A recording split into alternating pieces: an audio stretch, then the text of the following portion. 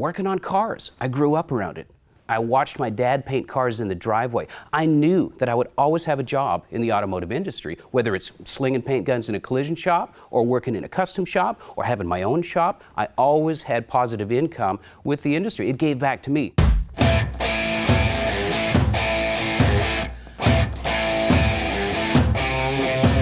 You know, you're rolling the dice with any used engine, and this pull-apart 6-liter had over 200,000 miles on it. Hey, it's dry. It was a little gunky on the outside, but clean on the inside with very little bearing wear and just a little carbon buildup on the cylinders.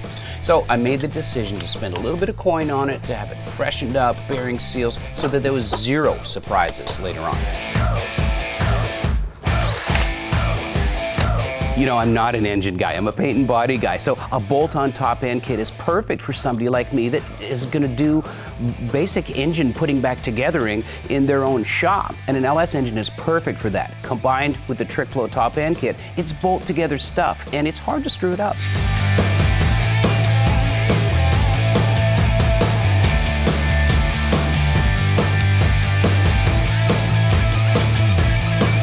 You know, everything gets gunky, yeah. But take it apart and literally just clean all this. We'll ball hone it, polish the crank.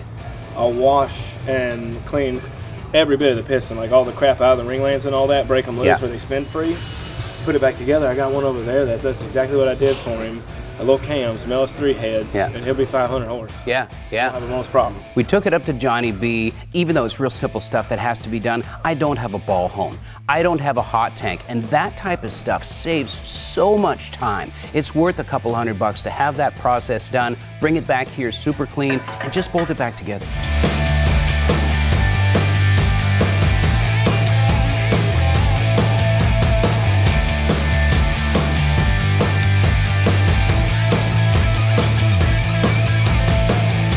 Once the Trick Flow heads are on, they're torqued to spec with new bolts because the original ones are one-time use.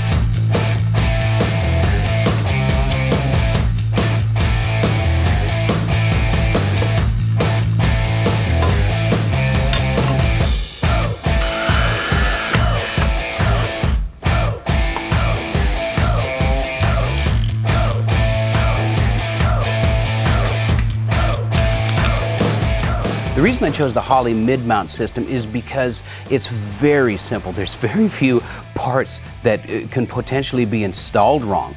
The water pump is the accessory drive in itself. It's a cartridge-style water pump, so it can be changed easily, but there's no pulleys to line up. It's going to take about an hour and a half to put the whole thing on, and then it's run ready. Simple. Hooker cast manifolds,